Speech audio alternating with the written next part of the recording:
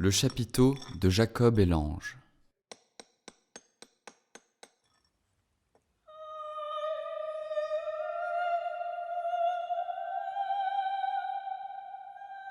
J'aimerais vous inviter à entrer dans la sculpture de la basilique de Vézelay. Elle nous réserve bien des surprises. Au premier coup d'œil, nous sommes souvent déconcertés et pourrions passer rapidement. Après tout, ces images sculptées en 900 ans d'âge et seraient donc complètement obsolètes pour notre temps ? Pas si sûr.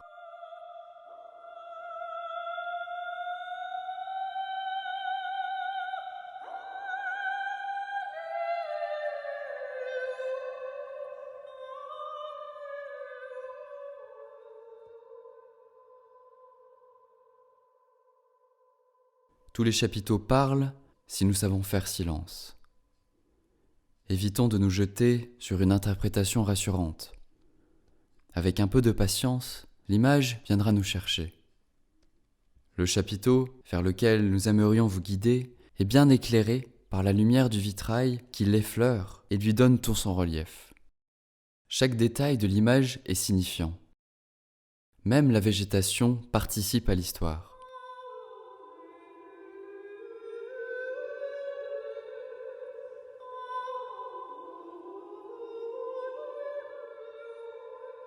Que voyons-nous ? Un homme est aux prises avec un ange. Ses ailes sont puissantes. Les bouches sont ouvertes. Ils se parlent. Sur leur visage, une expression plutôt grave, presque douloureuse. C'est un face-à-face apparemment éprouvant. Toutes les mains sont occupées. Les deux mains de l'homme s'agrippent au col de l'ange, tandis que la main de l'ange le bénit, et que de l'autre, il retient son vêtement de lumière. Et que se passe-t-il avec les pieds ? Ceux de l'ange sont nus et bien ancrés au sol, comme les messagers de bonnes nouvelles dans la Bible. Ceux de l'homme sont chaussés. Le pied droit prend appui au sol, tandis que le gauche semble heurter le tibia de l'ange. Un fort déséquilibre qui fait que l'homme ne tient debout qu'en s'agrippant à l'ange. Il le secoue, comme s'il voulait obtenir de force quelque chose de l'ange, dont il ne saura jamais le nom.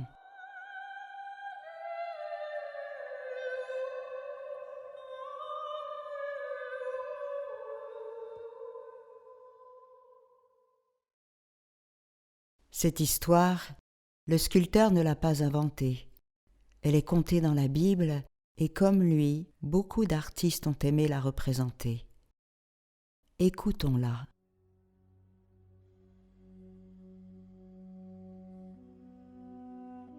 Cette nuit-là, Jacob se leva, prit ses 2 femmes, ses 2 servantes, ses 11 enfants, et passa le gué du Yabok. Il les prit et leur fit passer le torrent, puis il fit passer ce qui lui appartenait. Et Jacob resta seul. Or quelqu'un lutta avec lui jusqu'au lever de l'aurore. Il vit qu'il ne pouvait l'emporter sur lui. Il heurta Jacob à la hanche qui se déboîta alors qu'il roulait avec lui dans la poussière. L'homme, c'est-à-dire l'ange, lui dit : « Lâche-moi, car l'aurore s'est levée. » Mais Jacob répondit : « Je ne te lâcherai pas que tu m'aies béni. » L'homme lui demanda : « Quel est ton nom ? » ?»« Jacob, répondit-il. Il reprit : « On ne t'appellera plus Jacob, mais Israël, celui qui lutte avec Dieu.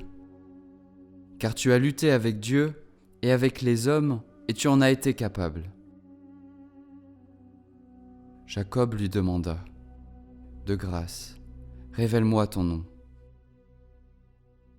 Et pourquoi, dit-il, me demandes-tu mon nom ? » La même, il le bénit.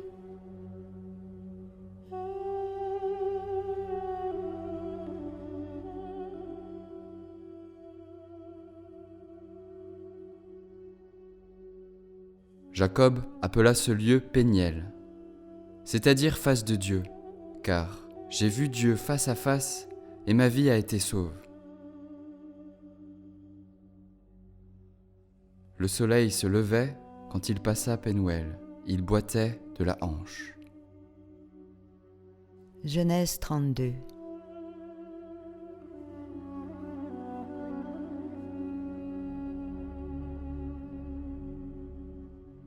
Dans ce texte mystérieux comme un rêve ou un songe, puisque c'est un combat nocturne, il nous est dit que l'homme en ressort vivant mais blessé. Sur un autre chapiteau de la basilique, on voit l'ange qui, presque avec désinvolture, assène le coup au col du fémur de Jacob, blessure à la hanche qui lui fera renoncer à compter sur ses propres forces.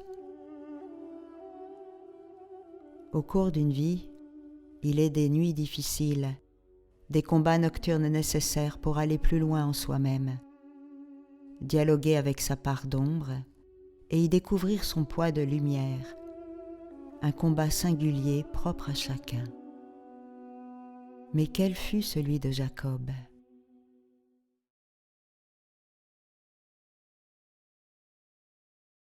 Il est en route vers le pays de ses pères, vers le pays de ses origines. Ce retour au pays est redoutable pour lui. Il avait dû le quitter pour fuir son frère jumeau Ésaü, qui lui en voulait à mort pour avoir hérité de la bénédiction paternelle à sa place. Jacob se vivait comme un héritier légitime. C'est en effet par une intuition maternelle et à l'insu de son père qu'il avait reçu cette première bénédiction. Sur le chemin du retour, il sait qu'il devra faire face à la haine de son frère. En quittant avec toute sa famille la prison dorée de son oncle où il avait prospéré, il perd toutes ses sécurités. C'est alors qu'au bord du fleuve, où il a été le passeur de tous les siens, et dans le plus grand dénuement, que survient un homme qui le jette à terre. Torpeur et incompréhension devant la brutalité de l'accident. Contre toute attente, cette fois, Jacob ne subit pas son sort. Il ne lâche pas son adversaire. Cette lutte est la chance de sa vie. Il pressent que l'enjeu est de taille. Personne ne peut le mener à sa place. Il y va de son avenir d'homme libre, de son vrai nom, Jacob Israël. La tradition artistique a fait de ce mystérieux personnage un ange puissant, un envoyé divin qui le blesse tout en lui voulant du bien. Curieux paradoxe du feu de l'amour qui ne laisse aucun échappatoire à celui qui se met en route et en vérité vers la terre de ses origines. De cette épreuve, Jacob ressort transformé, et le texte nous apprend que le face-à-face tant redouté avec son frère Ésaü s'opéra ensuite avec une facilité déconcertante. Ésaü courut à sa rencontre, l'étreignit, se jeta à son cou et l'embrassa. Et ils pleurèrent. Sur le chapiteau, une couronne végétale encadre la scène et isole le face-à-face. En bas, des feuilles d'eau indiquent le lit du fleuve où de l'épreuve à passer. Dans le dos de Jacob, une ample végétation disposée en parfaite symétrie, dont le haut presque zoomorphe en fait une figure étrange, tandis qu'au bas les feuilles s'incurvent pour former une coupe. Ce végétal est toujours dans l'ombre, à la différence des feuilles généreuses dans le dos de l'ange, un feuillage particulièrement épanoui à la lumière du matin.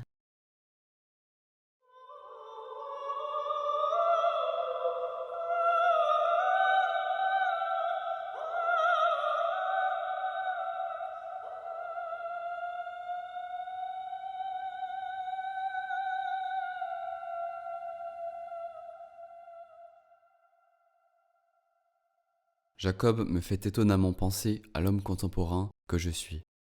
Saturé par une forme d'opulence matérielle et énergétique, une assurance pour tout et une sécurité inimaginable à l'homme du XIIe siècle. Jacob est cet élu. Il a obtenu de nombreuses bénédictions, mais il demeure insatisfait. En fin de compte, ils ne se sont pas légitimes.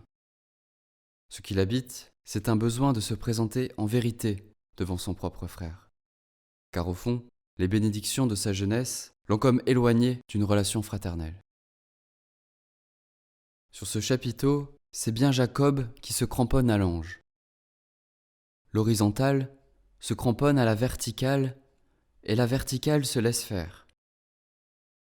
Il pourrait partir, ses ailes sont là, il pourrait s'envoler à tout instant.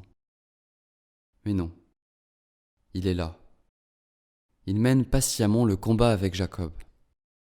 Il va jusqu'à tendre l'oreille et courber sa nuque pour se mettre au niveau de Jacob et l'écouter. Jacob ne veut plus de ce nid béni qui le met hors du monde, hors de lui. Il cherche une forme de brutalité, de réalité concrète, avec de la texture, de l'épaisseur, quitte à souffrir, à tout perdre. Sur le chapiteau, on le voit bien donner un coup au tibia de l'ange. L'ange lui rendra un coup douloureux à la courbe du fémur. Étrange. Mais quel est cet être qui lui veut du bien et qui le bénit en lui faisant du mal? Cette blessure corporelle, cette blessure qu'il porte en lui, est pourtant révélée par un être extérieur à lui-même. La blessure intérieure s'extériorise. Elle était déjà présente en lui. Jacob semble chercher dans la confrontation avec l'autre ses propres limites. Cette blessure va se révéler être un immense trésor. C'est toute sa vulnérabilité, sa finitude qui va s'exprimer à travers cette trace du combat avec l'ange. Jacob, de l'autre côté de la berge du Yabok, n'a désormais plus de sécurité. Tous ses proches, ses biens, sont passés de l'autre côté de la rive. Il ne lui reste plus qu'à traverser le fleuve, seul, fragile et blessé. De l'autre côté, il retrouvera son frère sans masque. En vérité, unique chemin de réconciliation fraternelle. Je comprends que Jacob passe de la bénédiction à la grâce. La grâce est plus subtile. Elle n'attise pas la convoitise, car elle est juste, gratuite, insaisissable, et parfois, elle prend l'apparence d'une embûche. Le dépouillement est une grâce insoupçonnée. Comme Jacob, je dois sans cesse m'efforcer de faire tomber les masques superficiels qui divisent, qui empêchent la joie de vraies relations. Il ne suffit pas de prendre conscience et de rendre honneur aux bénédictions qui me sont données. Elles sont bien là pour être dépassées. Comme il est écrit dans la Bible, à qui l'on a beaucoup donné, on demandera beaucoup.